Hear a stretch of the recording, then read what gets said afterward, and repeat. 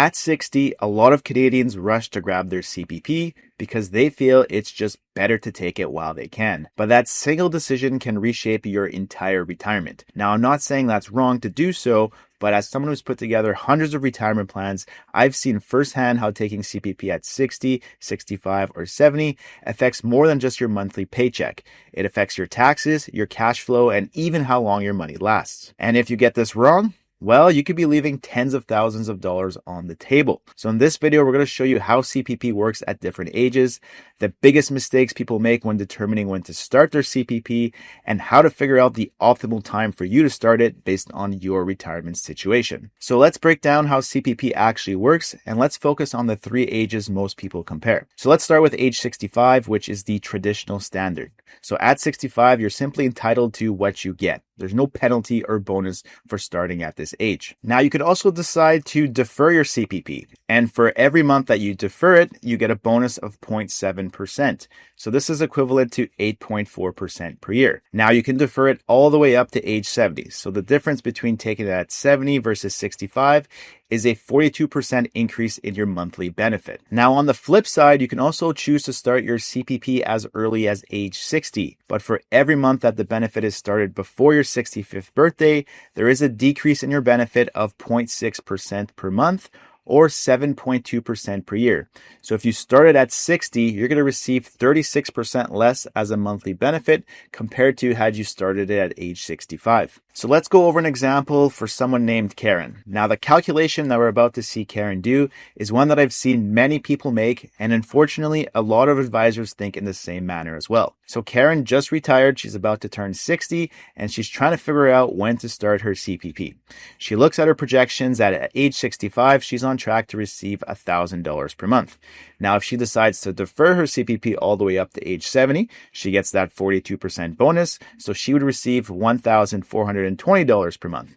Now, on the other hand, if she starts it as early as age 60, she would get a 36% reduction, so she would receive $640 per month. All right, here's how Karen calculates her break even between all of her options, but more specifically between the ages of 60 versus 65.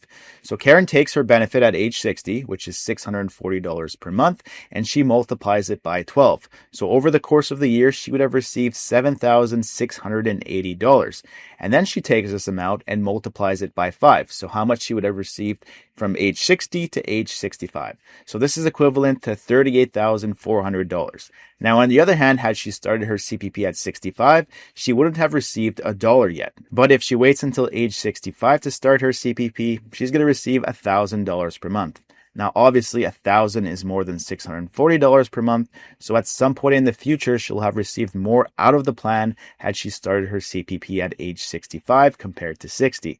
So here's how she does that math. At $1,000 per month at 65, that's $12,000 per year. So that's an increase of just over $4,300 compared to what she was receiving had she started at 60. But let's not forget that from ages 60 to 65, she would have already received just over $38,000. So now that she's receiving $4,300 more, how long does it take to make up that difference of $38,000? So if we do the math on this, it's about 8.8 years. So had she started at 65, it would take her up to age 74 to break even. And after that point, she'd be receiving more from CPP had she started at 65 compared to 60. So Karen concludes, if I live past age 74, I'm better off deferring my CPP to age 65. But if I don't think I'm going to live that long, then I'm better off taking it as early as age 60. And that's how most Canadians make their CPP decision. It feels logical, but it's missing one crucial component of the CPP formula, and that's inflation. If Karen starts her CPP at 60, it's not going to stay at $640 per month forever.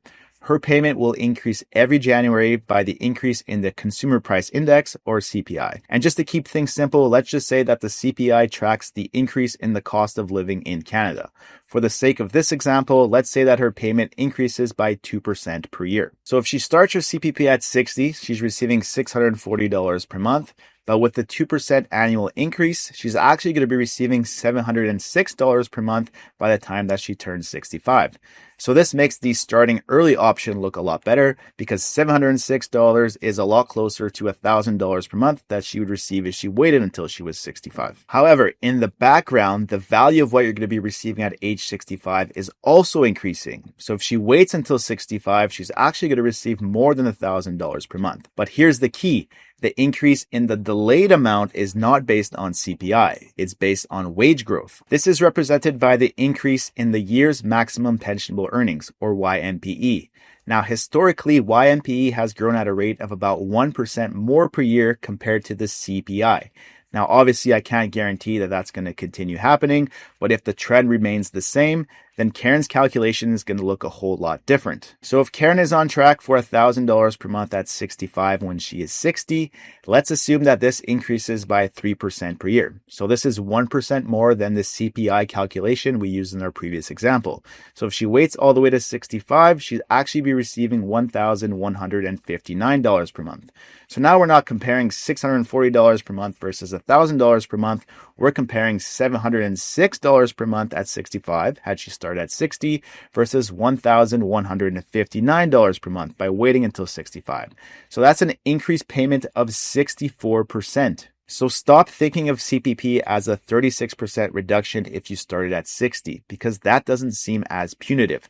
Think of it as you're receiving 64% more by waiting until 65 compared to age 60. And the difference becomes even more substantial if you wait until age 70. So at 60, you're receiving $640 per month. And with the 2% increase, we've seen that at age 65, you'll be receiving $706 per month. And if we compare that to age 70, then that $706 per month turns into $780 per month by the time you're 70. Now, we know that if Karen waits to take her CPP until age 70, she'd be receiving $1,420 per month. But this isn't factoring in the 3% increase in the YMPE from ages 60 to 70. So she'd actually be on track to receive $1,908 per month.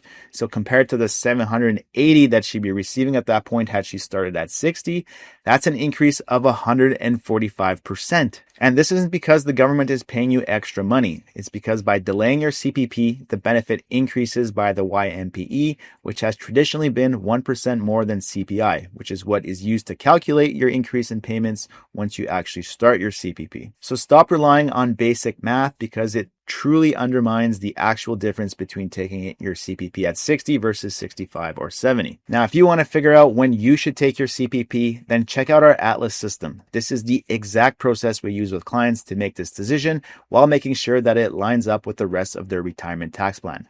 Check it out using the link in the description. Now that we've looked at how CPP actually grows and the benefits of deferring it, let's look at another benefit that most people never consider. Delaying CPP, and even OAS for that matter, can give you a much larger runway to strategically melt down your RRSPs. And for many Canadians with meaningful RRSP balances, this can be one of the most powerful retirement tax planning opportunities available. Here's why. Most retirees will have 3 sources of income battling for space on their tax return: CPP, OAS, and then RRSP or RIF withdrawals.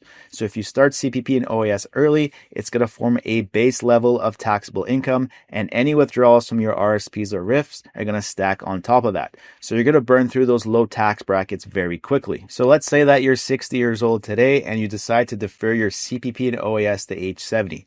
That gives you the next 10 years with full control over your taxable income, and you can decide what to draw from your RRSPs or RIF. This is what we like to call the RRSP meltdown strategy. And to be clear, an RRSP meltdown is simply a proactive plan process. You're drawing down your RRSPs while you're in a lower tax bracket. This reduces the size of your eventual RIF, which means your mandated withdrawals when the time comes are going to be a lot lower. This has the benefit of keeping you in a low bracket when the RIF minimums start, and it also protects you from having too high of an income where your old age security gets clawed back. And from an estate perspective, it's much better to draw your RRSPs while you're in a lower tax bracket, because whatever's left in that account upon death, if you don't have a spouse, gets taxed in 1 year, which often means a tax rate of over 50% on a large chunk of your RRSP assets. So this is one of the best advantages of delaying your CPP and OAS. It allows you to take part in that RRSP meltdown strategy. But that doesn't mean it's the right strategy for everyone. An RRSP meltdown works great if you're able to stay in a lower tax bracket and you don't have other sources of taxable income, and if you have a large RRSP portfolio. If you don't have a large RRSP portfolio, it often doesn't make sense to draw down your accounts very quickly, or if you already have a high income for whatever reason, then adding more RRSPs on top of that, even though you've deferred CPP and OAS, probably doesn't make sense either. So everyone's situation is going to be different. Now, I've just spent a lot of time making the case to delay CPP. And for many Canadians, this makes a lot of sense. But here's the thing. There's also some very real situations where taking your CPP early is not only acceptable, it's actually the smart move. Let's walk through a few reasons why taking your CPP at 60 might make sense for your situation. So the first reason to take your CPP early at 60 is if you need the money. If that's going to be the difference between retiring and not retiring, then yes, by all means, take your CPP as early as you can so that you have that income to do the things that you want to do. You don't want to be in a situation where you're just delaying your CPP and then taking on debt in the meantime to make up the difference of your cash flow. That's a losing proposition. So if taking your CPP early avoids taking on high interest debt, then that's definitely the smart move. So the second reason to take your CPP as early as possible, and this is probably the reason that most people justify using to take their CPP at 60,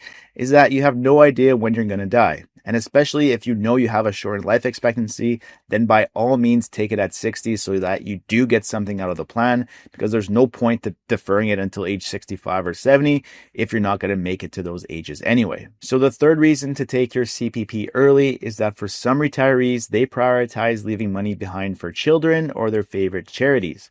And unfortunately, the CPP plan has no estate value aside from the survivor benefits, so there's no way to transfer the value of the pension to the next generation. So it often makes sense to take your CPP early while leaving your other assets invested, especially if you have a tax-free savings account. The fourth reason to take your CPP early is that if the money means more to you earlier in retirement compared to later on in life. And this doesn't get talked about enough. Most people's golden years will be in their 60s into their early 70s. So if taking CPP early allows you to travel more, spend more time with your kids, spend more time with your grandkids, and do the things that you want to do, then by all means, you should take your CPP as early as possible, even if the math says that's not the optimal decision based on your life expectancy. So sometimes you have to make the emotional decision. It doesn't always have to be about formulas. Before making any moves with your CPP, there's something even more important that you need to know. Many Canadians are unknowingly draining thousands from their wealth by withdrawing from their RSPs at the wrong time. In this next video, I'll show you exactly why and how to avoid it. Click here to check it out.